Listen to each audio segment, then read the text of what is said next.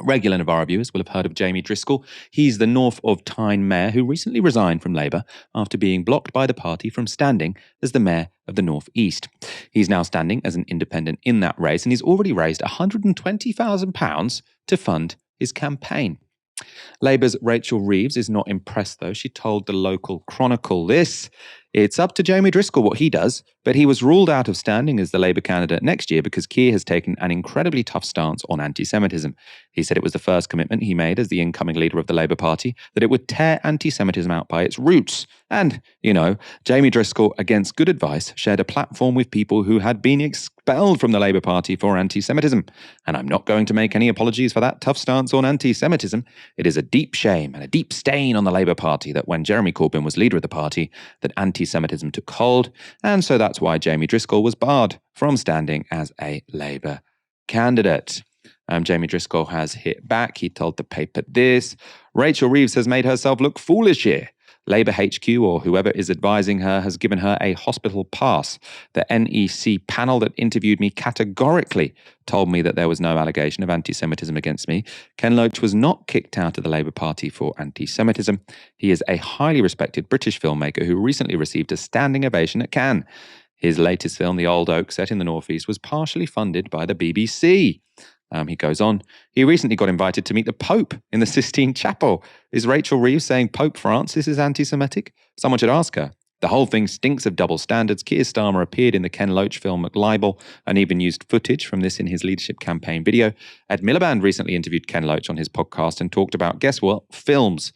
Will they be forced to explain their actions and blocked from standing for public office?" Now, one thing I would say, don't give Keir Starmer an excuse to sack Ed Miliband. He's the only person in the shadow cabinet who seems to have a modicum of interest in any kind of radical policy. But I do see where Jamie Driscoll is coming from on that point. I suppose, to put forward the counter argument, they'd say when Ed Miliband did that interview, Ken Loach hadn't been expelled. I obviously don't think Ken Loach should be expelled. And I also think it's stupid to be a political party where you can't stand as a mayor and interview a very highly respected film director who made a film in your region. It's completely ridiculous. I think it looks bad on Labour. What's going to be really interesting here, actually, so this is, in a way it's unfortunate. So it used to be the case that in regional mayoral elections, you would get to vote your first choice and your second choice. And what that meant is that there was less risk of splitting the vote. So you could do it in London, where I live, of course. If you really didn't want the Tory to get in and you didn't mind Sadiq Khan getting in, you could do Sadiq Khan second and the Greens first, for example. If the Greens weren't in the top two, then your vote would get redistributed, and you know that you'd be able to keep the Tories out that way. Now, if that was the case in the North East, this would be a much simpler decision for everyone to make, because you can either put Jamie first and Labour second, or vice versa, and you're going to keep the Tories out. Quite possible that the vote would be split here, and the Tories get through the middle. Now, if that were to happen, I would only blame the Labour Party. I think Jamie Driscoll has behaved kind of impeccably throughout most of this. But there we are. Could be difficult. Mike, do you think it was a mistake? Do you think Labour will be regretting blocking Jamie Driscoll? I suppose, will they be regretting it? And was it a mistake? Are two different questions. Would they be regretting it? No, because this is a concerted effort to cripple a particular section of this party. And I feel like Labour are kind of treading a really fine line where it seems as though the line seems to be, if you are left wing, you are predisposed to be anti-Semitic. And that's a dangerous line to kind of draw. And that seems to be the line that they are drawing at the moment. So I feel like, Driscoll's actually behaved really, really well, like far better than others would have behaved given the circumstances and given what he's going through. I think he's been polite. I think he's been articulate. And I think he's actually been, bit his tongue far more than others would. So I think he's exposed their double standards and their hypocrisy. But will Labour care about this? Probably not.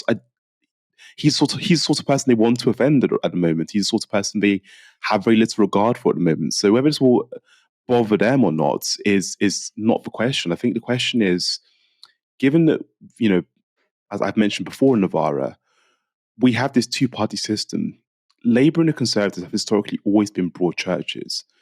Now that idea of a broad church, Labour being a broad church, is quite clearly under threat at this current moment in time because a particular section of the party are under attack. Now, we know Ken Loach was not suspended from the party for being an anti-Semite. Yet this is apparently this is what Richard Reeves said he had done. So again, Labour are trying to draw this distinction of this is justifiable to attack this particular section of the party because they are all anti-Semites. It's a ridiculous position to hold as the Labour Party. And it's something that we should all be concerned about because, again, both major parties, whether it's the Conservative Party or the Labour Party, have to be broad churches. The left are important in the Labour Party, as are the centre of the party.